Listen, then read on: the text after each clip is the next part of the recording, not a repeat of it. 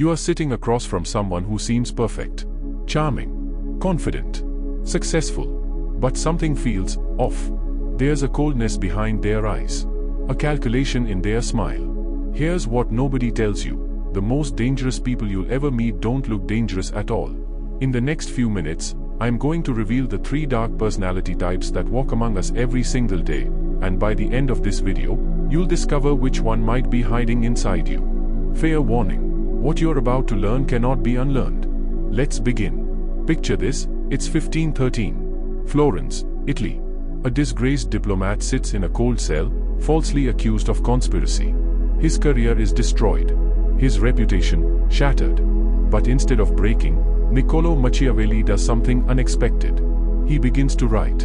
And what he writes will change how we understand human nature forever. The Prince wasn't just a political manual. It was a mirror held up to humanity's darkest impulses. Machiavelli dared to say what everyone thought but nobody admitted, that beneath our civilized facades, we all possess shadows. Dark tendencies. Impulses we'd rather not acknowledge. Fast forward 500 years, and modern psychology has finally caught up to what Machiavelli understood centuries ago. Scientists now call it the Dark Triad, 3 personality types that represent the shadowy corners of human behavior. And here's the uncomfortable truth. We all carry traces of these traits within us. But understanding these dark personalities isn't about judgment. It's about awareness. Because once you can recognize these patterns in yourself and others, you gain a superpower. The ability to see manipulation before it happens. To understand why certain people drain your energy. To protect yourself from those who would use you as a pawn in their games. So who are these 3 dark personalities? They are the narcissist, the Machiavellian, and the psychopath. Each operates by different rules. Each seeks different rewards. And each leaves a different kind of destruction in their wake. Let me take you on a journey through the shadows. But I warn you, along the way, you might recognize yourself. And that's exactly the point. Part 1. The Narcissist, the Fragile Tyrant. Let me tell you about Marcus. Successful entrepreneur. 6-figure Instagram following. Designer clothes. Luxury car. Every photograph perfectly curated. Every post radiating confidence. Everyone wanted to be him or be with him. But I knew Marcus' secret. Late at night, when nobody was watching, he would scroll through his comments for hours, obsessively checking who liked his posts, who didn't, who unfollowed him. One day, a business competitor posted something slightly more successful. Marcus didn't sleep for 3 days. He launched a smear campaign, burned bridges, destroyed relationships, all because someone else dared to shine. This is the paradox of the narcissist. They appear to have everything, yet they possess nothing real at all.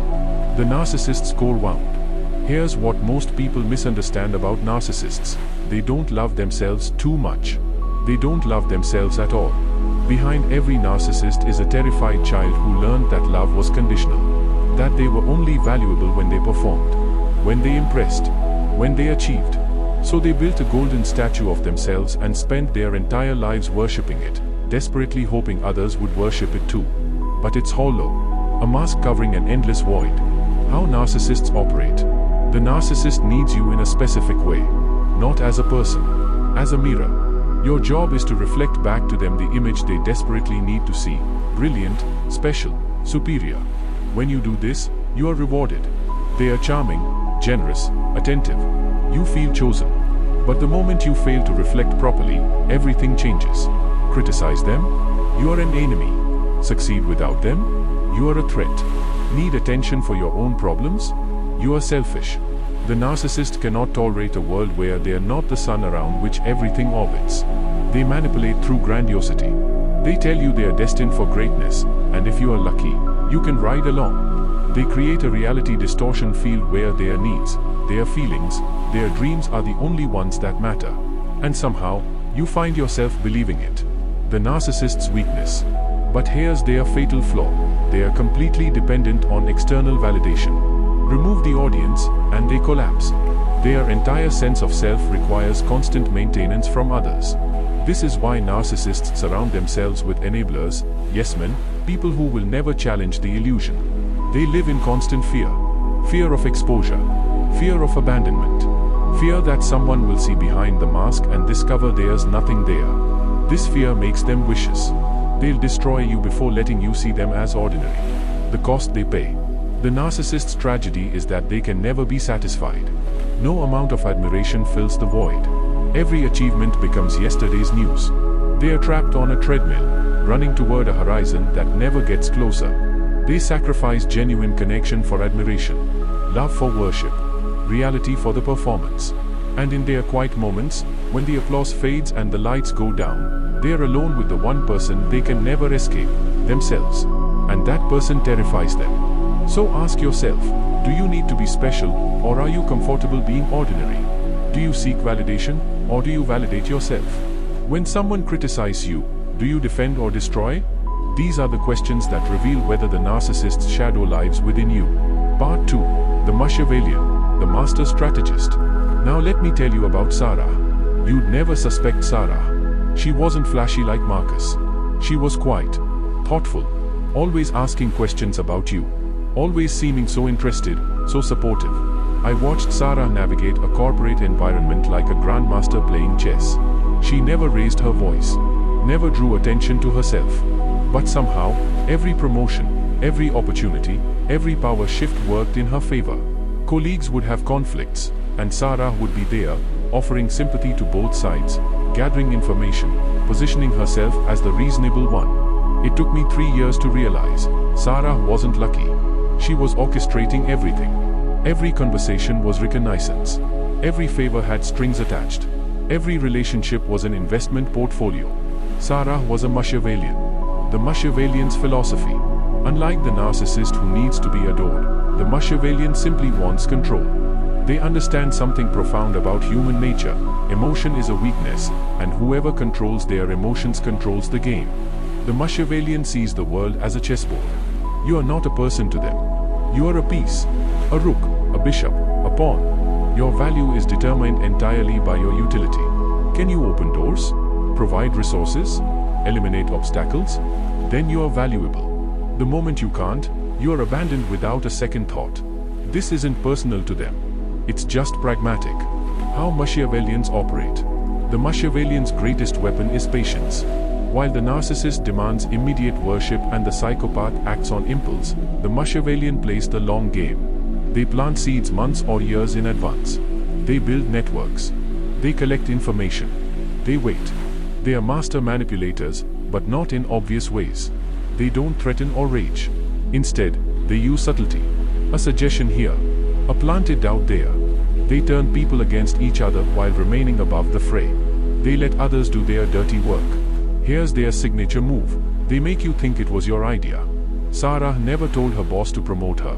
She simply ensured that when the opportunity arose, she was the only logical choice. She positioned every competitor to self-destruct. She made herself indispensable. And when the promotion came, everyone, including her competitors, thought she deserved it. The Machiavellian's worldview. The Machiavellian operates from a core belief: trust is for fools. They've learned, perhaps through betrayal or observation, that people are fundamentally self-interested. So they become hyper-self-interested first. They'll betray before being betrayed. They'll manipulate before being manipulated. They don't believe in genuine relationships. Every interaction is transactional. Every friendship has a price. Every loyalty has an expiration date. They are always calculating, what can this person do for me? What information can I extract? How can I leverage this situation? But here's what makes them effective. They understand reciprocity. They give to get. They help you, but they are keeping a ledger. And one day, they'll call in that debt. They are patient creditors. The Machiavellian in disguise. The terrifying thing about Machiavellians is how normal they seem. They are often likable, charming even. They know how to make you feel heard, valued, important. Because they've studied you. They know what you want to hear. They adapt to their environment like chameleons. In a corporate setting, they are ambitious team players. In social circles, they are connectors and influencers. In relationships, they are attentive partners who always seem to know exactly what you need. Until they don't need you anymore. The cost they pay. But the Machiavellian pays a price too, though they'd never admit it. They live in a world without trust. Without genuine connection. Every relationship is a game, which means they can never stop playing. They can never let their guard down. They can never be vulnerable. They sacrifice authenticity for strategy, love for leverage, friendship for utility. And somewhere deep inside, they know something is missing. But they've convinced themselves that control is better than connection. Power is better than peace. The Machiavellians' tragedy is that they win the game but lose their humanity in the process. They accumulate power, influence, resources, but they can never truly enjoy them because they are too busy protecting them, expanding them, using them as tools. So ask yourself, do you view relationships as transactions? Do you keep score? Do you share information freely, or do you hoard it as leverage? Do you trust easily, or do you assume everyone has an angle? These questions reveal whether you are playing the Machiavellian's game. Part 3. The Psychopath, the Apex Predator. Now we come to the darkest personality of all. Let me tell you about David.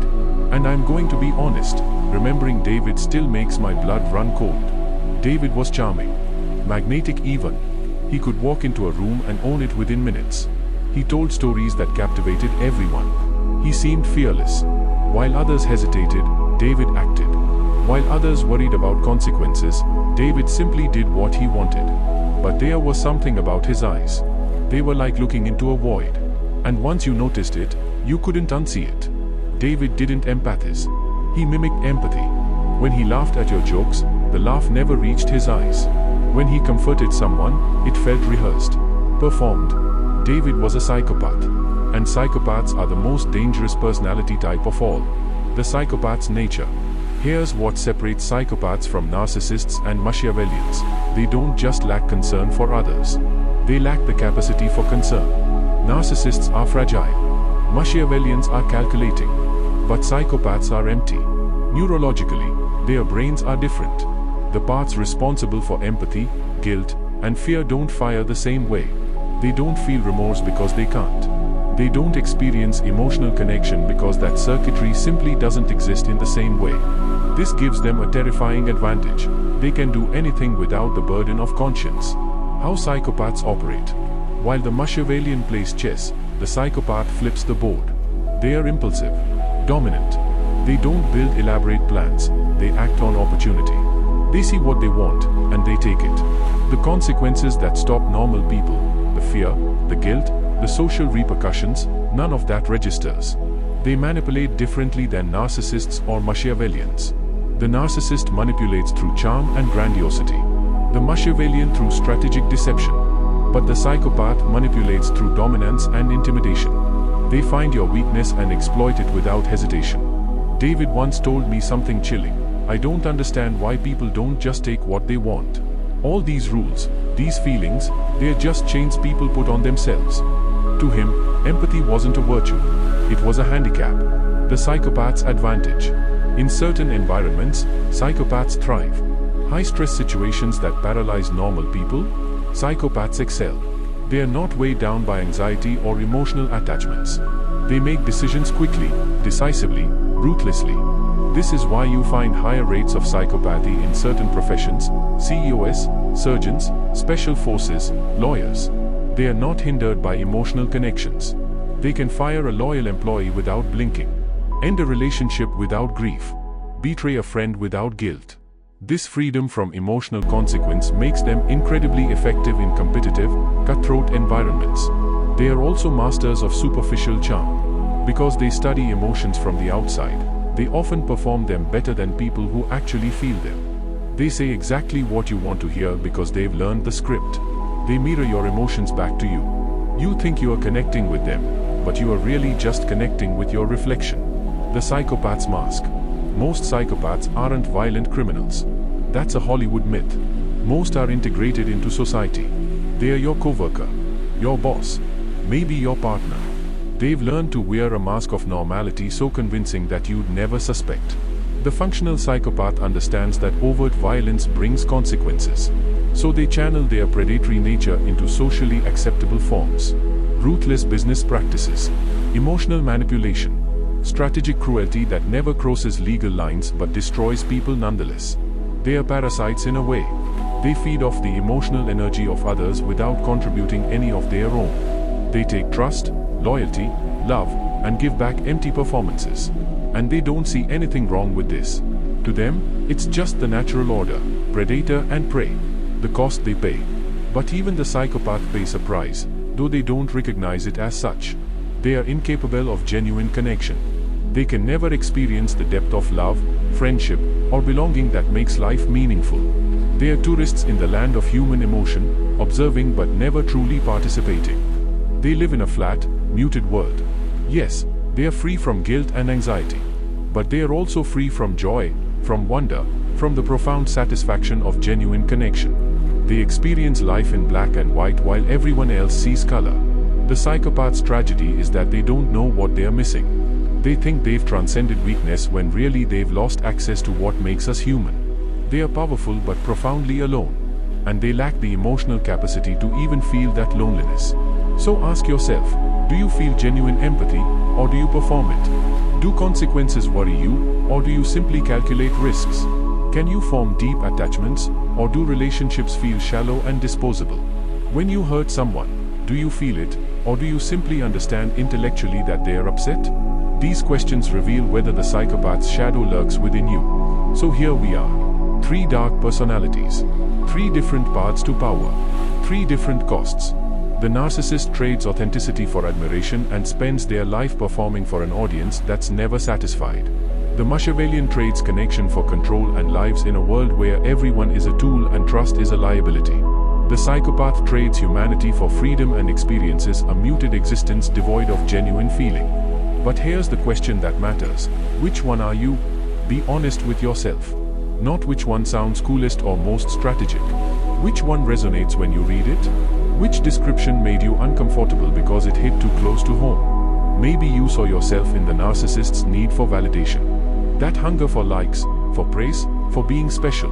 Maybe you recognized the Machiavellian's calculating nature. That tendency to view relationships as transactions, to keep score, to always have an angle. Or maybe, just maybe, you felt a flicker of recognition with the psychopath. That detachment from others. That ability to do what needs to be done without emotional interference.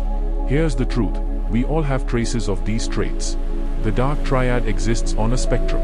Having narcissistic moments doesn't make you a narcissist. Strategic thinking doesn't make you a Machiavellian. And the ability to act decisively doesn't make you a psychopath. But awareness is everything.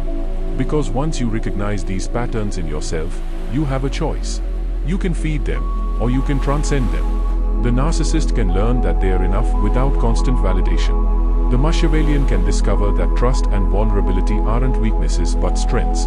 And even the psychopath, through conscious effort, can learn to function in ways that don't destroy everyone around them. But first, you have to see yourself clearly.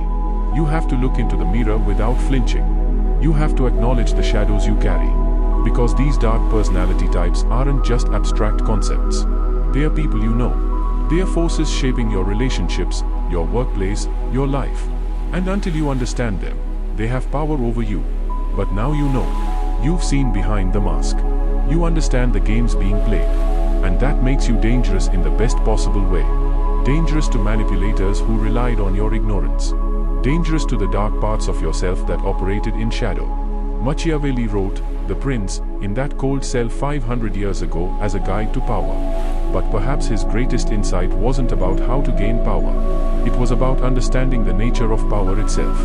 And the first step to power is knowledge. Knowledge of others. Knowledge of yourself. So take that knowledge. Use it wisely. And never forget, the most dangerous person isn't the one who embraces the darkness. It's the one who understands it and chooses the light anyway. If this video opened your eyes to something you hadn't seen before, if it made you think differently about yourself or the people around you, then do me a favor. Hit that like button. Not for the algorithm, though it helps, but as a signal to yourself that you are committed to awareness, that you are choosing to see clearly. Subscribe to this channel because we are going deeper into the psychology of power, manipulation, and human nature. Next week, I'm revealing the 7 subtle signs someone is manipulating you right now, and you don't even realize it. Trust me, you don't want to miss that. Drop a comment below and tell me, which dark personality type did you relate to most? Be honest. This is a judgment-free zone. We are all carrying shadows. The question is whether we are brave enough to examine them. And if you found this valuable, share it with someone who needs to hear it. Because knowledge like this isn't meant to be hoarded. It's meant to be spread. It's meant to protect people. It's meant to wake people up. Until next time, stay aware, stay vigilant. And remember, the darkness only has power when you refuse to look at it. I'm looking forward to seeing you in the next video where we'll continue this journey into the hidden psychology that shapes our world. Now go forth and see clearly.